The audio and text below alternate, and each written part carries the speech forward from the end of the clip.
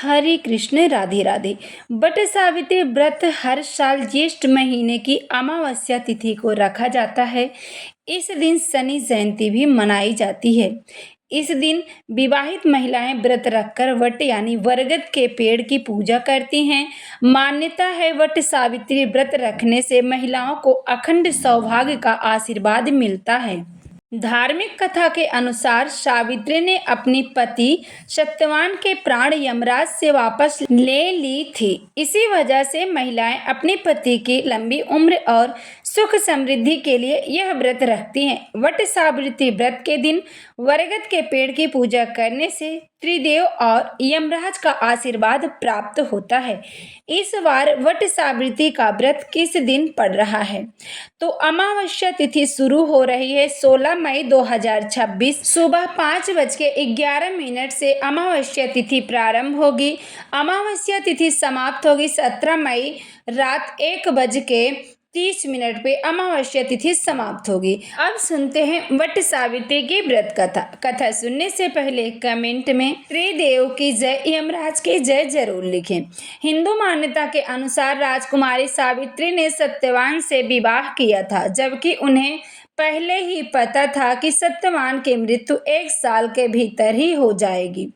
जब सत्यवान की मृत्यु का समय आया तब यमराज उनके प्राण लेने आए।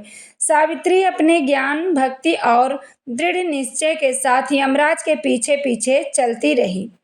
उनकी भक्ति से प्रसन्न होकर यमराज ने उन्हें कई वरदान दिए, जिसकी मदद से सावित्री ने अपने पति सत्यवान को फिर से जीवन दिला दिया। तभी से विवाहित महिलाएं अपने पति की लंबी उम्र और परिवार की खुशहाली के लिए वट सावित्री का व्रत रखती हैं। सावित्री और सत्यवान का विवाह भद्र देश के राजा अश्वपति की पुत्री सावित्री ने धूम्रसेन के पुत्र सत्यवान को पति के रूप में चुना, जो जंगल में रहते थे। नारद मुनि की भविष्यवाणी हुई। ऋषि नारद ने सावित्री को बताया कि सत्यवान अल्प आयु है और विवाह के 1 वर्ष बाद ही उनकी मृत्यु हो जाएगी। सावित्री फिर भी सत्यवान से ही विवाह किया। जब सत्यवान की मृत्यु का दिन आया तो सावित्री ने उनके साथ वन में गई। लकड़ी काटते समय सत्यवान की तबीयत खराब हुई और वे सावित्री के गोद में सिर रखकर प्राण त्याग दिए। यमराज सत्यवान के प्राण लेने आए। सावित्री निडर होकर उनके पीछे चलने लगी। सावित्री की पति भक्ति देख यमराज ने उन्हें 3 वरदान मांगने को कहा। पहला वरदान ससुर की आंखों की रोशनी और खोया हुआ राज्य वापस मांगा। दूसरा वरदान अपने पिता के लिए पुत्र मांगा। तीसरा वरदान सत्यवान के 100 पुत्रों की मां बनने का आशीर्वाद मांगा। यमराज ने तथास्तु कह दिया, जिससे उन्हें पति के प्राण वापस करने पड़े। यमराज के अंतर्ध्यान होने के बाद सावित्री वट वृक्ष के पास लौटी और जहां सत्यवान फिर से जीवित हो उठे।